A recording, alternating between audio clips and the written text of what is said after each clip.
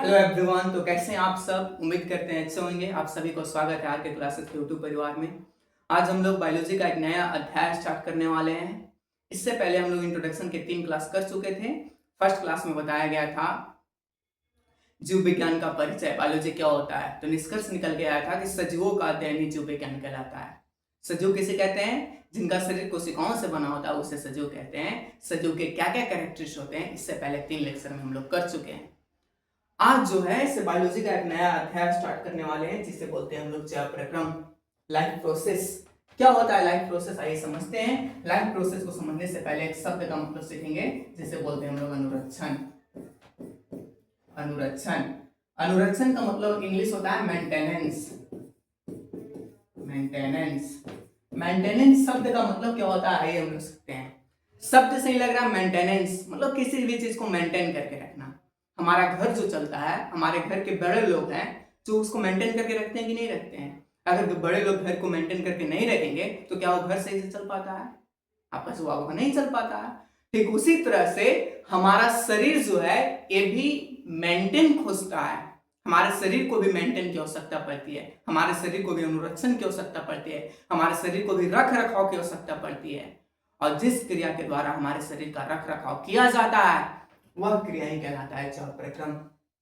जिस क्रिया के द्वारा हमारे शरीर का रख रखाव किया जाता है, हमारे शरीर को अनुरक्षित किया जाता है, हमारे शरीर को मेंटेन करके रखा जाता है, वो क्रिया कहलाता है जैव प्रक्रम। क्लियर है सबको यहाँ तक? आइए फिर से एक बार समझ लेते हैं जैव प्रक्रम क्या होता है।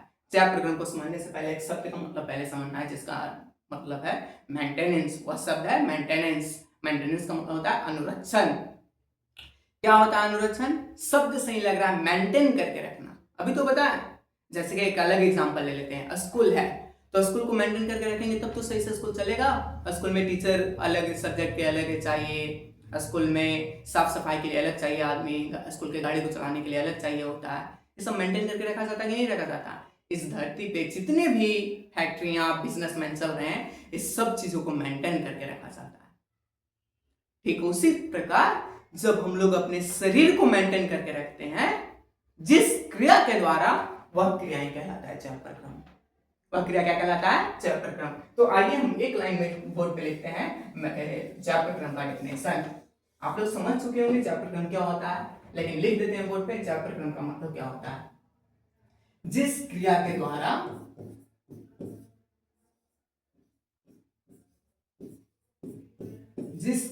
द्वारा जीवों के शरीर को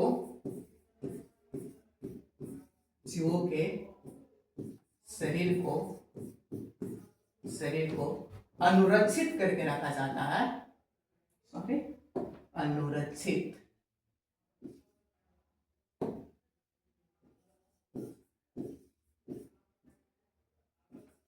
जिस क्रिया के द्वारा जीवों के शरीर को अनुरक्षित किया जाता है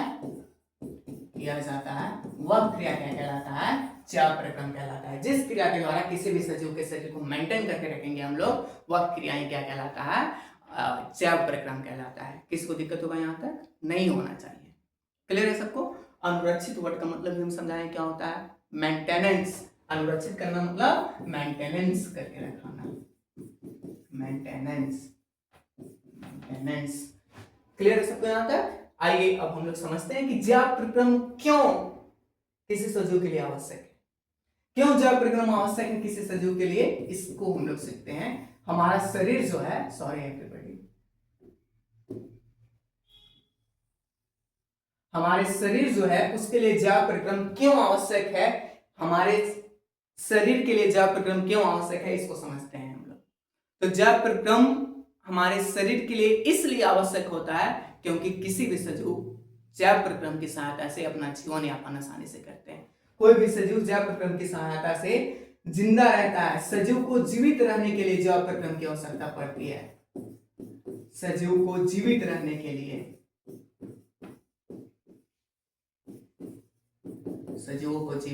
लिए जैव प्रक्रम की आवश्यकता पड़ती है। नेक्स्ट पॉइंट, जब सजीव जीवित है तो जितना बड़ा उतना ही बड़ा रहना चाहिए, उसका वृद्धि विकास भी होना चाहिए। तो सजीव के शरीर के वृद्धि विकास के लिए जैव प्रक्रम की आवश्यकता पड़ती है। लाइफ प्रोसेस की जरूरत पड़ती है वृद्धि विकास के लिए। किसी भी सजीव के शरीर के वृद्धि विकास के लिए जैव प्रक्रम की आवश्यकता पड़ती है। और क्या आवश्यकता है? और जब वो वृद्धि विकास हो रहा है तो ऐसा थोड़ी है कि वो एकदम अच्छा से उसको बिना कठिनाई आए वृद्धि विकास हो जाएगा। उसका कोई शरीर के अंग क्षतिग्रस्त नहीं होगा। क्षतिग्रस्त होगा तो उस क्षतिग्रस्त को ठीक करने के लिए जैव प्रक्रम की आवश्यकता पड़ती है। यानी कि मरम्मत के लिए, शरीर को मरम्मत के लिए जैव प्रक्रम की आवश्यकता पड़ती है। शरीर के मरम्मत के लिए, मरम्मत के लिए, सजीव के शरीर को मरम्मत के लिए जैव प्रक्रम की आवश्यकता पड़ती है। क्लियर है सबको यहाँ तक? जैव प्रक्रम क्या होता है? जिसके द्वारा सजीव, जिस क्रिया के द्वारा सजीवों के शरीर को मेंटेन करके रखा जाता है वह क्रिया क्या कहलाता है? जैव प्रक्रम कहलाता है। जैव प्रक्रम किसी सजीव के लिए क्यों आवश्यक है? तो सबसे पहले तो जीवित रहने के लिए जैव प्रक्रम आवश्यक है। सेकंड पॉइंट, उसके जिंदा है तो अब वो ऐसा थोड़ी है जितना बड़ा उतना ही बड़ा रहेगा, उसका वृद्धि विकास होना चाहिए। तो उसके वृद्धि विकास के लिए जैव प्रक्रम की आवश्यकता पड़ती है। जब वृद्धि विकास होता है तो उसमें कोई क्षतिग्रस्त उसको पहुंचता है तो उस क्षतिग्रस्त को मरम्मत के लिए जैव प्रक्रम की आवश्यकता पड़ती है। क्लियर है सबको यहाँ तक? किसी भी सजीव में जो जैव प्रक्रम है क्यों आवश्यक है? क्या इस बात को सबको लोग समझ गए हैं क्यों आवश्यक है कोई भी किसी भी सजीव के अंदर जैव प्रक्रम? तो सजीव के शरीर के जीवित रहने के लिए, वृद्धि विकास के लिए, शरीर के मरम्मत के लिए जैव प्रक्रम की आवश्यकता पड़ती है। नेक्स्ट लाइन हम समझते हैं, इस सारे चीज जितना भी बताया है इस सारे चीज को एनसीईआरटी में एक शब्द में लिखता है। उस शब्द का मतलब हम बताते हैं आपको। एनसीईआरटी में लिखता है वे सारी क्रियाएं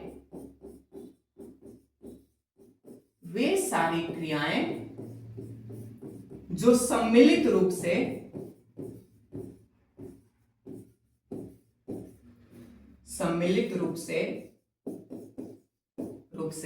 जीवों का अनुरक्षण करती है।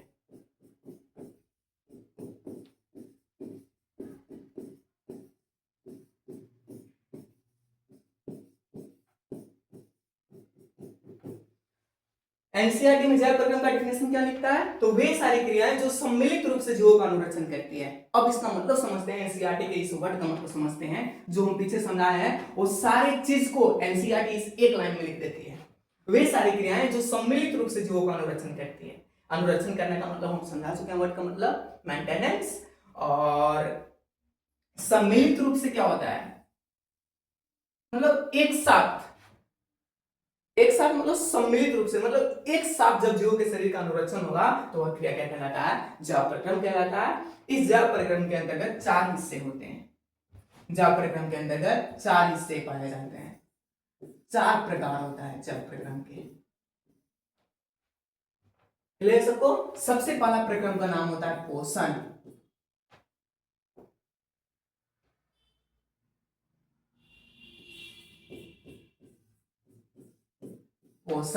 दूसरा प्रक्रम है उसका नाम होता है श्वसन। तीसरा प्रक्रम का नाम होता है परिवहन। चौथा प्रक्रम का नाम होता है उत्सर्जन। आइए हम लोग एक एक करके जैव प्रक्रम के 4 हिस्से को हम लोग सकते हैं। इससे पहले इंट्रोडक्शन की क्लास में इसको सिखा दिया जा चुका है, लेकिन हम लोग समझते हैं एक एक वर्ड में समझते हैं कि इस पोषण का मतलब क्या होता है, श्वसन का मतलब क्या होता है, परिवहन का मतलब क्या होता है, उत्सर्जन का मतलब क्या होता है। तो पोषण का मतलब होता है ऊर्जा की प्राप्ति। एक लाइन में याद रखना है, ऊर्जा की प्राप्ति।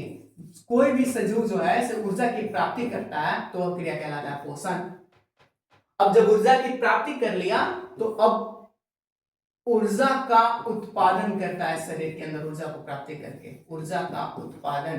तो श्वसन क्या होता है? ऊर्जा का उत्पादन।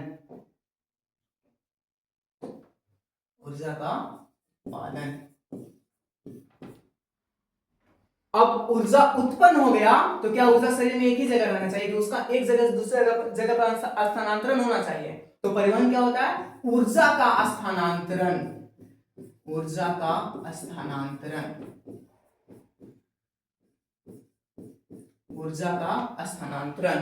उत्सर्जन क्या होता है?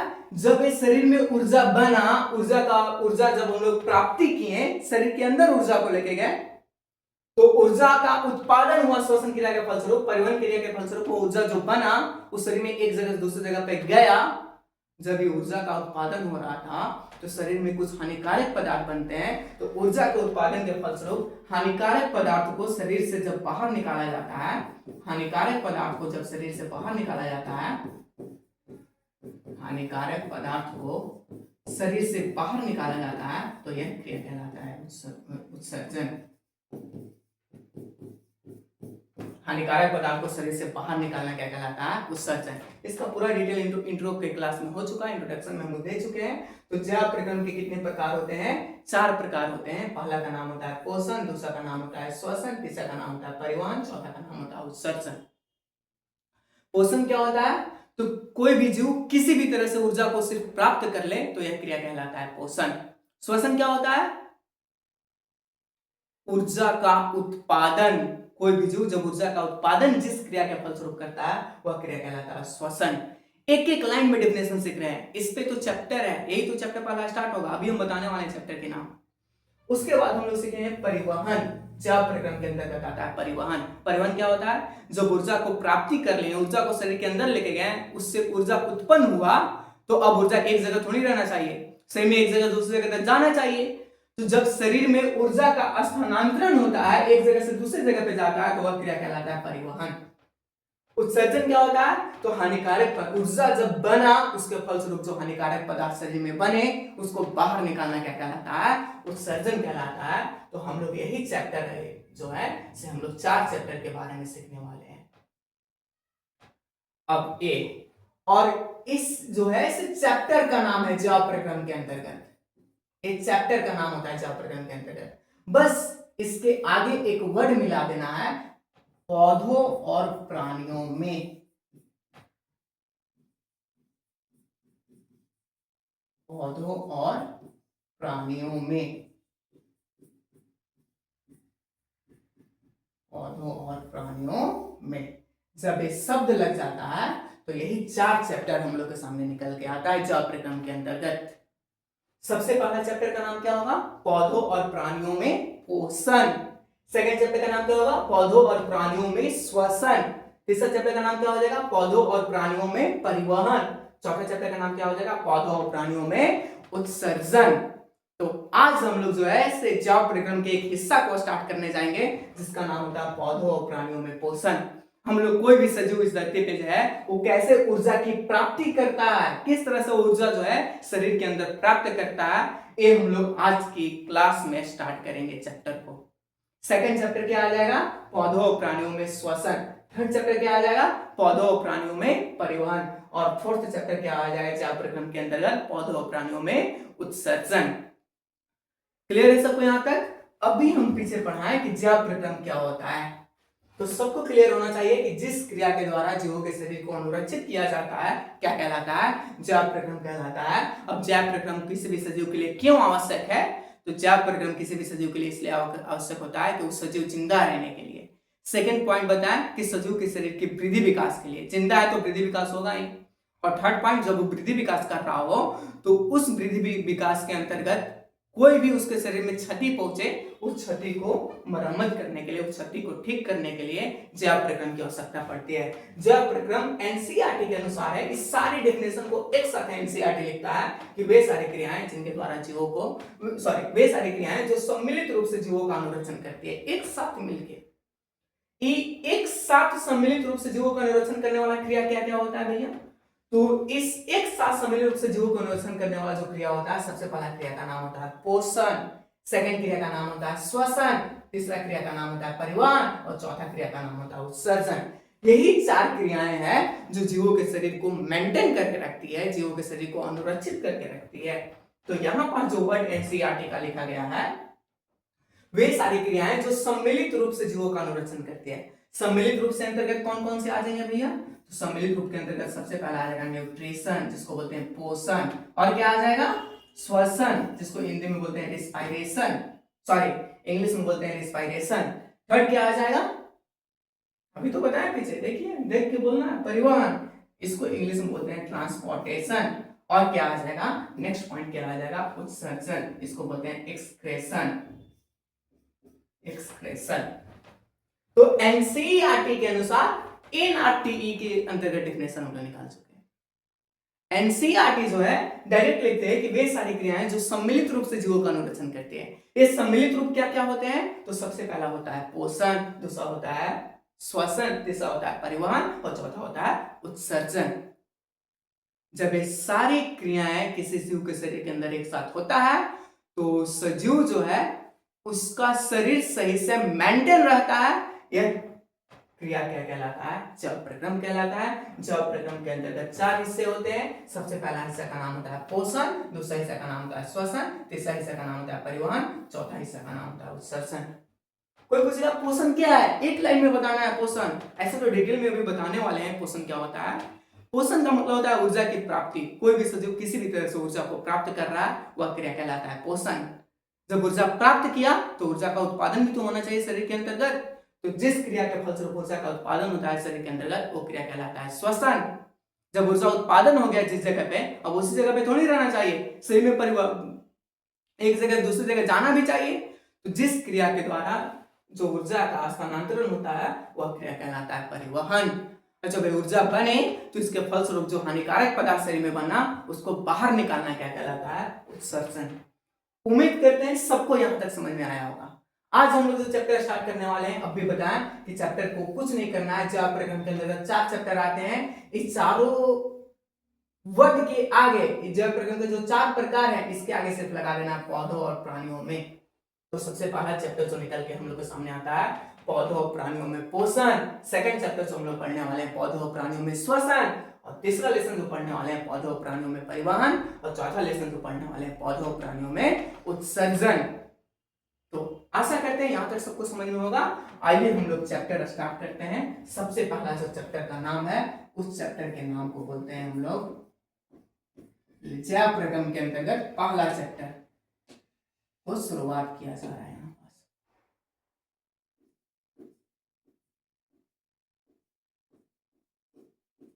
लेसन फर्स्ट,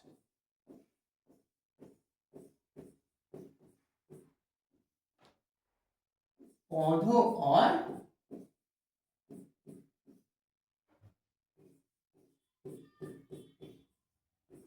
प्राणियों में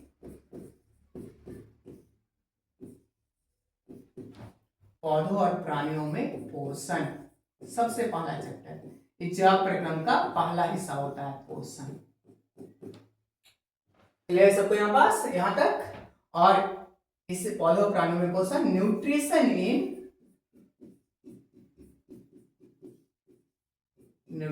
इन प्लांट्स एंड एनिमल्स।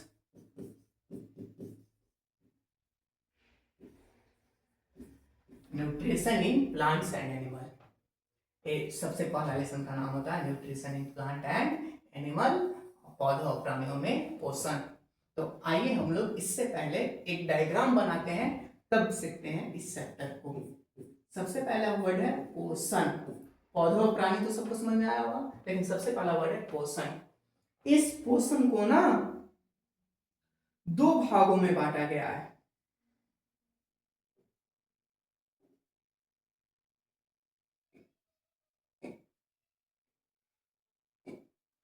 इस पोषण को, इस न्यूट्रिशन को 2 हिस्सा में बांटा गया है। इस न्यूट्रिशन को 2 हिस्सा में बांटा जाता है। सबसे पहला हिस्सा का नाम होता है स्वपोषण। स्वपोषण। और दूसरा हिस्सा जो है उसका नाम होता है परपोषण। हम लोग सीखेंगे पोषण का डेफिनेशन क्या होता है। पहले एक डायग्राम तैयार करते हैं कैसे कैसे पोषण के अंतर्गत हम लोग को पढ़ना है इस चैप्टर में। उसके बाद पोषण को कितने हिस्से में बांटा गया है? 2। सबसे फर्स्ट हिस्से का नाम होता है परपोषण और दूसरा हिस्से का नाम होता है फर्स्ट हिस्सा का नाम होता है स्वपोषण, दूसरा हिस्सा का नाम होता है परपोषण। और स्वपोषण के अंतर्गत जो जीव आते हैं उस जीव को कहा जाता है, इसके अंतर्गत जो जीव आएंगे, जो जीव उस जीव को कहा जाता है स्वपोषी। स्वपोषी, इस बात को याद रखिएगा। स्वपोषण और स्वपोषी दोनों में थोड़ा सा सिर्फ डिफरेंस होता है। स्वपोषण पोषण का एक प्रक्रिया है और इस पोषण के अंतर्गत जो जीव आते हैं उस जीव को कहा जाता है स्वपोषी। और परपोषी क्या होता है? परपोषण में जो जीव आएंगे उसे क्या कहा जाएगा? परपोषी। परपोषी क्लियर है सब में आता है। स्वपोषण जो है इसके दो हिस्सा होते हैं स्वपोषण के। सबसे पहला हिस्सा का नाम होता है प्रकाशीय स्वपोषण। प्रकाशीय स्वपोषण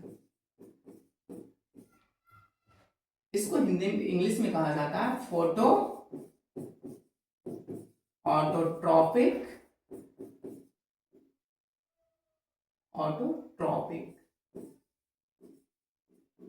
फोटो ऑटोट्रॉपिक न्यूट्रिशन कहा जाता है। और सेकंड हिस्सा जो स्वपोषण का होता है उसे बोलते हैं हम लोग रसायन स्वपोषण या रासायनिक स्वपोषण।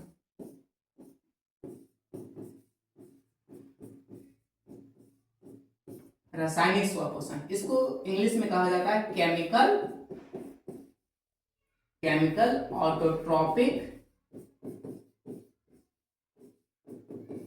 ऑटोट्रॉपिक न्यूट्रिशन बोल सकते हैं हम लोग।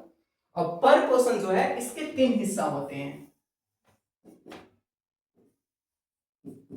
परपोषण के तीन हिस्सा होते हैं। सबसे पहला हिस्सा का नाम होता है मृतोपजीवी।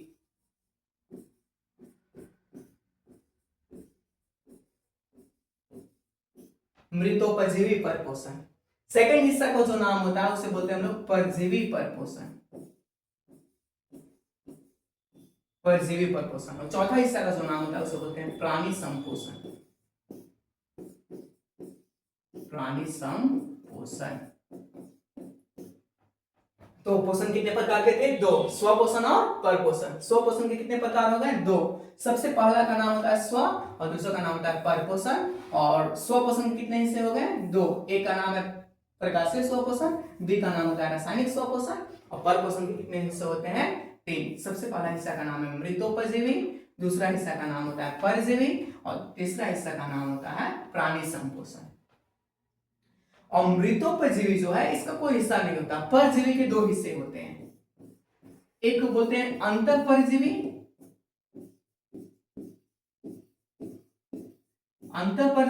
और एक को बोला जाता है बाह्य परजीवी। बाह्य परजीवी। और प्राणी संपोषण के चार हिस्सा होते हैं, एक को बोला जाता है शाकाहारी, एक को बोला जाता है मांसाहारी, सभी लोग बचपन में सीखे होंगे ये सब। एक को बोला शाकाहारी, मांसाहारी, सर्वाहारी,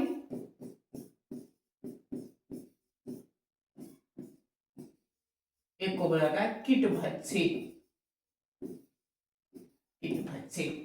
तो ये हमारा हो गया पोषण। ये पोषण के प्रकार हो गए, कौन से पोषण के कितने प्रकार होते हैं, सारा चीज लिखा हुआ है यहाँ पास। लेकिन एक अलग से यहाँ पर सीखेंगे, एक और पोषण सीखेंगे, जिस पोषण के प्रकार सीखेंगे जिसे हम लोग बोलते हैं सहजीवी। क्या होता है सहजीवी? बताया जाएगा, पढ़ाया जाएगा। अभी हम सिखा रहे हैं पोषण के अंतर्गत ये सारे हिस्सा हम लोग को सीखने के लिए। सबसे पहले सीखने जो लेसन का फर्स्ट लेसन का जो नाम है पौधों और प्राणियों में पोषण। एक कहां से आया फर्स्ट लेसन का नाम? किसके अंतर्गत पौधों और प्राणियों में पोषण पूरा गया? तो जैव प्रक्रम के अंतर्गत। इस जैव प्रक्रम के कितने हिस्से थे? तो जैव प्रक्रम के 4 हिस्से थे, जिसमें पहला हिस्सा का नाम था पोषण। और इसी पोषण के आगे जब हम लोग लगा देते हैं पौधों और प्राणियों में, तो पहला लेसन का नाम बन जाता है जिसे हम लोग बोलते हैं पौधों और प्राणियों में पोषण। ये पोषण जो है दो प्रकार के होते हैं, स्वपोषण और परपोषण। और स्वपोषण के अंतर्गत जो जीव आते हैं उस जीव को कहा जाता है स्वपोषी, और परपोषण के अंतर्गत जो जीव आते हैं उस जीव को कहा जाता है परपोषी। सॉरी, यहाँ परपोषी बुला गया होगा, तो स्वपोषी। स्वपोषण के अंतर्गत स्वपोषी और परपोषण के अंतर्गत जो आते हैं उसे बोलते हैं स्वपोषी। सॉरी, परपोषी कहा जाता है। और स्वपोषण के कितने प्रकार थे? पहला का नाम था प्रकाशीय स्वपोषण, दूसरा का नाम था रासायनिक स्वपोषण। और परपोषण के कितने प्रकार हैं? मृतोपजीवी, परजीवी, प्राणी संपोषण। मृतोपजीवी, परजीवी, प्राणी संपोषण। परजीवी दो प्रकार के, अंतःपरजीवी और बाह्य परजीवी। प्राणी संपोषण अगेन 4 प्रकार के, शाकाहारी, मांसाहारी, सर्वाहारी और कीटभक्षी। लेकिन एक अलग से पोषण पढ़ना है, वीवीआईबी होता है, इंपॉर्टेंट होता है, वीवीआईबी होता है कॉम्पिटिटिव एग्जाम के लिए। यहाँ से सहजीवी कौन है, कैसे होते हैं, सारे सवाल पूछता है। तो सहजीवी एक अलग से हम लोग पढ़ेंगे इसके अंदर। क्लियर है सबको यहाँ तक? डायग्राम सबको क्लियर हो गया यहाँ तक?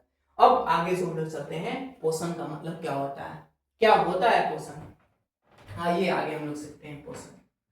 और अगर इसको इंग्लिश में बोला जाए तो सबको पता है ऑटोट्रॉपिक न्यूट्रिशन, इसको बोलते हैं हेटरोट्रॉपिक न्यूट्रिशन। नेक्स्ट, पोषण क्या है? सबसे पहला सवाल यही उठता है, पोषण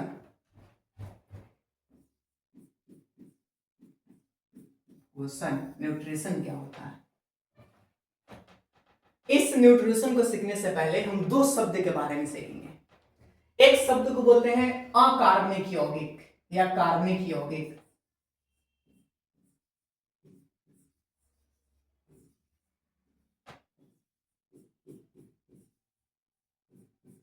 कार्बनिक यौगिक। और एक शब्द को कहा जाता है अकार्बनिक यौगिक।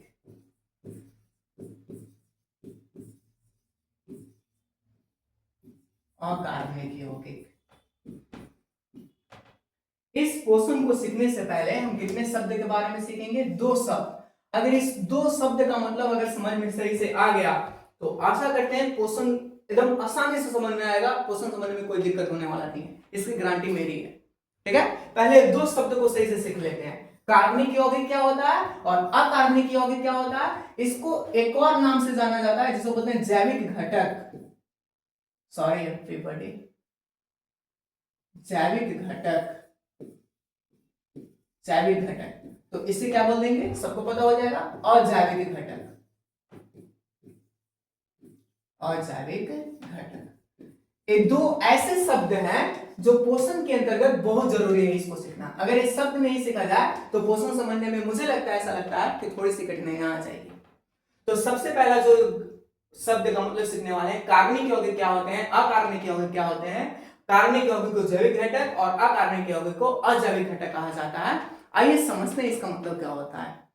तो कार्बनिक यौगिक नाम से लग रहा है जिसमें कार्बन की मात्रा होगा, तो कार्बन के साथ साथ एक पहला पॉइंट इसमें जो आएगा, कार्बन के साथ साथ जो फर्स्ट पॉइंट आएगा कि कार्बनिक यौगिक में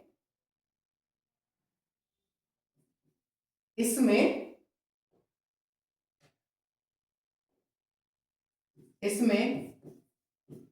कार्बन और हाइड्रोजन का बंध उपस्थित होना चाहिए। बंध उपस्थित हो। कार्बनिक यौगिक क्या होते हैं? वैसे यौगिक जिसमें कार्बन और हाइड्रोजन का बॉन्ड पाया जाता हो। अकार्बनिक यौगिक क्या होते हैं? जस्ट इसका उल्टा, इसमें CH बंध नहीं पाया जाता है।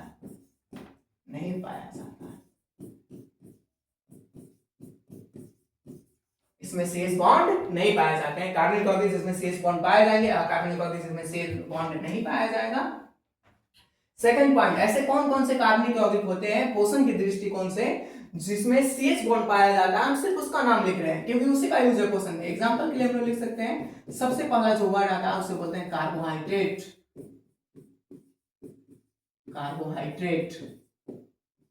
कार्बोहाइड्रेट। दूसरा वर्ड जो आता है उसको बोलते हैं हम लोग प्रोटीन, जो कार्बनिक यौगिक है ना, जिसका यूज हम लोग अपने पोषण के डेफिनेशन को समझने के लिए करेंगे। स्व पोषण के डेफिनेशन को समझने के लिए, पर पोषण के डेफिनेशन को समझने के लिए अगर इस शब्द का मतलब समझ में आ जाए तो आसानी से समझ में आएगा कि स्व पोषण क्या होता है, पर पोषण क्या होता है, पूरा निचोड़ के समझाया जाएगा।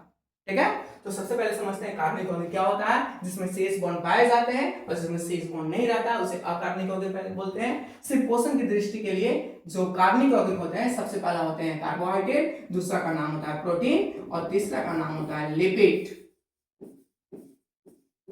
और चौथा का जो नाम होता है न्यूक्लिक एसिड।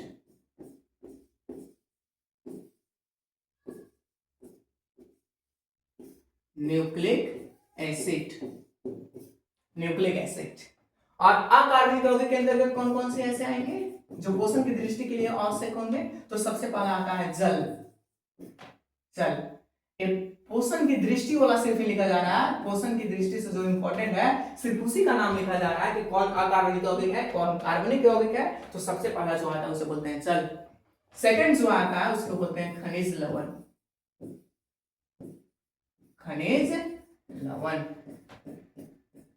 और तीसरा जो आता है, पहला हो गया जल, खनिज लवण, और थर्ड पॉइंट में जो आता है सॉरी एवरीबॉडी, कार्बन डाइऑक्साइड, गैसें, ऑक्सीजन, ये सारे गैसें आते हैं, गैसें। आइए हम लोग समझते हैं एक एक करके। कार्बोहाइड्रेट क्या होता है, प्रोटीन क्या होता है, इसका पोषण में कैसे यूज किया जाएगा, लिपिड क्या होता है, न्यूक्लिक एसिड क्या होता है, और जिस अकार्बनिक यौगिक जैसे कि जल, खनिज, गैसें, विभिन्न प्रकार की गैसें जैसे कार्बन डाइऑक्साइड, ऑक्सीजन। कार्बोहाइड्रेट के कुछ एग्जांपल्स लिखते हैं, जैसे कि यहाँ पास हो गया स्टार्च, ग्लूकोज, ये सारे कार्बोहाइड्रेट के एग्जांपल्स होते हैं। स्टार्च, ग्लूकोज, सारे कार्बोहाइड्रेट के एग्जांपल। प्रोटीन के एग्जांपल क्या हो जाएंगे, हीमोग्लोबिन, एंजाइम, ये सारे प्रोटीन के एग्जांपल होते हैं जो पोषण के लिए इंपॉर्टेंट होते हैं। लिपिड क्या होता है, वसा, ये भी पोषण के लिए बहुत जरूरी उपयोगी होता है। न्यूक्लिक एसिड के एग्जांपल्स क्या हो सकते हैं, एग्जांपल लेते हैं नीचे समझने में ताकि आसान हो। वसा, न्यूक्लिक एसिड क्या होते हैं, डीएनए और आरएनए, डीएनए और आरएनए सारे न्यूक्लिक एसिड होते हैं। एक मिनट रुक जाइएगा आप लोग सभी लोग। अब हम समझते हैं कार्बनिक यौगिक और अकार्बनिक यौगिक पोषण की दृष्टि में क्या उपयोगिता है इसका, आखिर क्यों आप बताएं भैया, आप हम लोग समझते हैं। कार्बोहाइड्रेट, प्रोटीन, वसा, ये सब जो है, कार्बोहाइड्रेट क्या करता है, हमारे शरीर के अंदर ऊर्जा का स्रोत होता है, हमें ऊर्जा देता है। और अभी तो पता है ऊर्जा की प्राप्ति क्या कहलाता है, पोषण। तो ऊर्जा का स्रोत जो है कार्बोहाइड्रेट होता है। ये क्या करता है, प्रोटीन क्या करता है, हमारे शरीर के अंदर मांसपेशियों को विकसित करने में क्या करता है, मदद करता है। लिपिड क्या करता है, हमारे त्वचा को ग्लो रखता है। डीएनए और न्यूक्लिक एसिड क्या करता है, ये आनुवांशिक पदार्थ इसमें पाए जाते हैं जो आनुवांशिक पदार्थ को एक स्थान से दूसरे स्थान तक भेजते हैं। और अजैविक घटक जैसे कि जल का क्या उपयोगी होगा पोषण के लिए, तो जल का उपयोग होता है पोषण के लिए, रासायनिक अभिक्रिया में मदद करता है। रासायनिक अभिक्रिया, रासायनिक अभिक्रिया में मदद करता है। खनिज लवण क्या करते हैं, हमारे शरीर के अंदर विभिन्न प्रकार के ऊतकों और रक्त के निर्माण में मदद करते हैं। रक्त, हड्डी और ऊतक के निर्माण में क्या करते हैं, सब मदद करते हैं। और ये सारे गैस क्या करते हैं, कार्बन डाइऑक्साइड गैस सबको पता है, फोटोसिंथेसिस में मदद करता है, प्रकाश संश्लेषण, फोटोसिंथेसिस। ऑक्सीजन से क्या होता है, श्वसन की क्रिया होता है ऑक्सीजन से। नाइट्रोजन गैस क्या करता है, हमारे शरीर के अंदर प्रोटीन के निर्माण में मदद करता है, प्रोटीन का निर्माण करता है, प्रोटीन का निर्माण करता है। तो अब हम लोग कार्बनिक और अकार्बनिक यौगिक से क्या है, कार्बनिक यौगिक जिसमें CH बॉन्ड उपस्थित रहता है, अकार्बनिक यौगिक जिसमें CH बॉन्ड नहीं पाए जाते हैं। कार्बनिक यौगिक के एग्जांपल जैसे कि कार्बोहाइड्रेट, प्रोटीन, लिपिड और न्यूक्लिक एसिड। अकार्बनिक यौगिक जैसे कि जल, खनिज, लवण, कार्बन डाइऑक्साइड, ऑक्सीजन, नाइट्रोजन, ये सब गैसेज होते हैं, ये अकार्बनिक यौगिक होते हैं। आइए हम कार्बनिक और अकार्बनिक यौगिक में अगला पॉइंट को समझते हैं।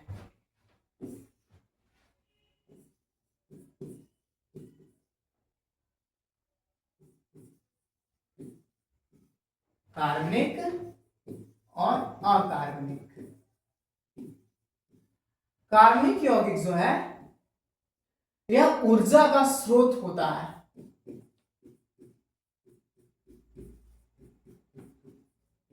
यह ऊर्जा का स्रोत है। लेकिन अकार्बनिक यौगिक जो है यह ऊर्जा का स्रोत नहीं होता, यह ऊर्जा का स्रोत नहीं है। नेक्स्ट पॉइंट, कार्बनिक यौगिक जो है वो लिविंग से प्राप्त किए जाते हैं, लिविंग से प्राप्त। अकार्बनिक यौगिक जो है लिविंग से प्राप्त होता है, लेकिन अकार्बनिक यौगिक जो है जो लिविंग और नॉन लिविंग दोनों से प्राप्त किया जाता है। अकार्बनिक यौगिक को लिविंग और नॉन लिविंग दोनों से प्राप्त किया जाता है। लेकिन एक ऐसा कार्बनिक यौगिक है जिसको लैब में बनाया गया है, प्रयोगशाला में बनाया गया है।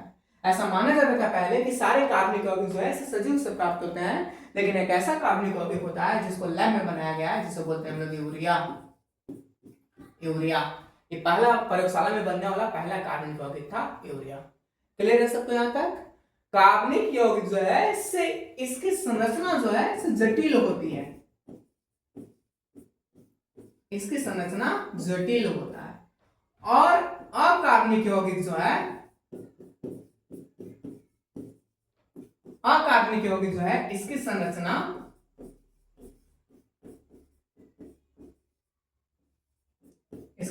सरल होता है, सरल होता है। क्लियर है सबको यहां तक? तो पोषण की दृष्टि के लिए क्यों जरूरी है कार्बनिक और अकार्बनिक यौगिक, आइए अब हम लोग सीखते हैं। कार्बनिक और अकार्बनिक यौगिक, कार्बनिक यौगिक जिसमें CH बॉन्ड पाया जाता है उसे कार्बनिक यौगिक कहते हैं। अकार्बनिक यौगिक जिसमें CH बॉन्ड नहीं पाया जाता है। कार्बनिक यौगिक के कुछ एग्जांपल्स लिखा गया है, carbohydrate, protein, lipid, nucleic acid. अकार्बनिक यौगिक के एग्जांपल है जल, खनिज और विभिन्न प्रकार के गैसें।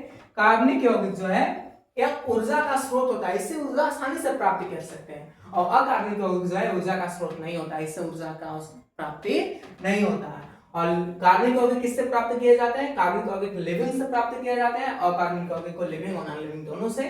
और कार्बनिक यौगिक की जो संरचना होता है जटिल होता है, इसकी संरचना जो है आसान होता है अकार्बनिक यौगिक की संरचना। सबको क्लियर होगा यहां तक? अब आगे हम लोग समझते हैं, कोई पूछेगा कि पोषण में किस यौगिक का उपयोग करता है कोई भी जीव? कार्बनिक यौगिक का उपयोग करेगा कि अकार्बनिक यौगिक का उपयोग करेगा पोषण के लिए? बताइए आप लोग। ऊर्जा की पोषण क्या होता है? अभी तो बताया ऊर्जा की प्राप्ति।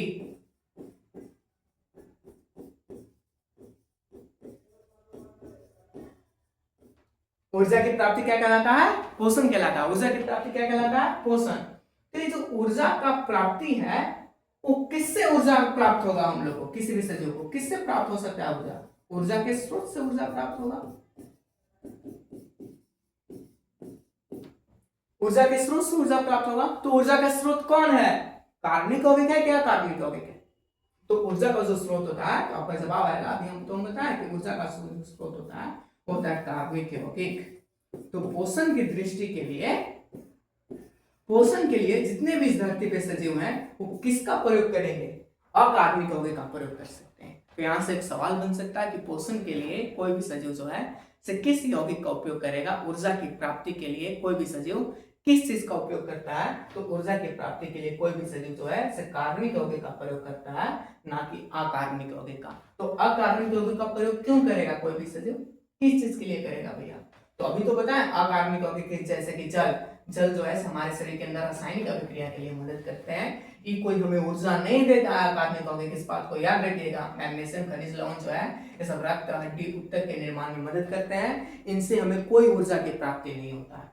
कार्बन डाइऑक्साइड, ऑक्सीजन, नाइट्रोजन जैसे गैसें क्या करते हैं? कार्बन डाइऑक्साइड जो है फोटोसिंथेसिस में मदद करता है, ऑक्सीजन जो है श्वसन में मदद करता है, नाइट्रोजन जो है प्रोटीन के निर्माण में मदद करता है। ये सारे जो होते हैं अकार्बनिक यौगिक से हमें कभी भी ऊर्जा की प्राप्ति नहीं होता। तो कोई पूछेगा कि ऊर्जा की प्राप्ति के लिए किसकी आवश्यकता पड़ती है?